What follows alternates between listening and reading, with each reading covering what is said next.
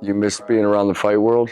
Oh man, I miss it. Cause now you're a coach. It's humbling. Sometimes you're sitting down by yourself at home, and you realize there's tears coming down, and you have to figure out, understand, what's happening, because I miss the fight game. You know, we finish training, people, and you come back home and you sit down, and then tears start running down your eyes, and you realize that's what it is. You know, you miss being out there, you miss being part of The competition. You coach though too a little bit, huh? Yeah, I coach a little bit, but even that's hard. It's hard for me because I like seeing other people be there, and it makes me feel good, but it's too much for me.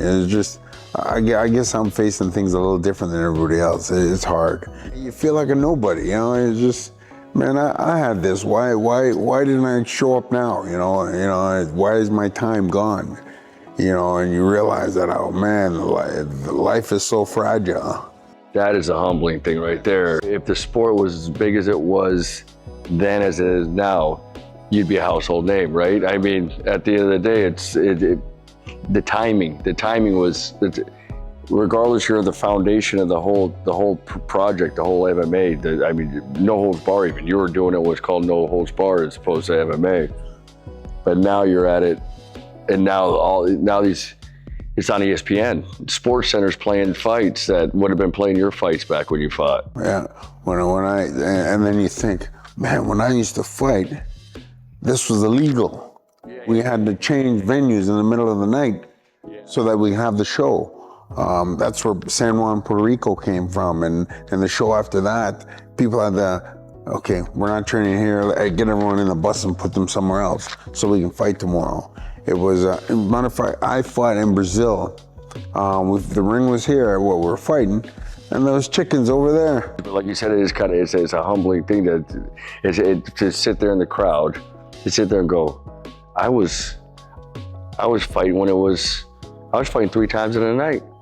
You know, I had 3 fights in it. I was scheduled for 3 fights in it, let alone these guys, you know, going one fight. When I was a kid, I was a mitt man for, I don't know if you remember Johnny Tapia. Johnny Tapia was a boxer. And I actually was a sparring partner his many years prior, but then my coach was coaching him. He needed a mitt man. I became his mitt man for his fights, or a couple of his fights. But he told me when I was a sparring partner, he's talking to Jay, he's chewing his phone, he's got a lot of energy. He goes, hey Jay, let me tell you something. First 3 things that go in the fight game, you know what they are? I go, no, Johnny, what are they? Your legs, then your reflexes, then your friends. And that just stuck with me till today, you know what I mean? Because that's what it is. The friend part is everybody wants you. You said something there. You said something, you have all the friends and these things around you, the hangers-oners. Hang on. I tell you, man, there's so many of them in this sport. People just want their name to be out there, and I guess it would be in any sport.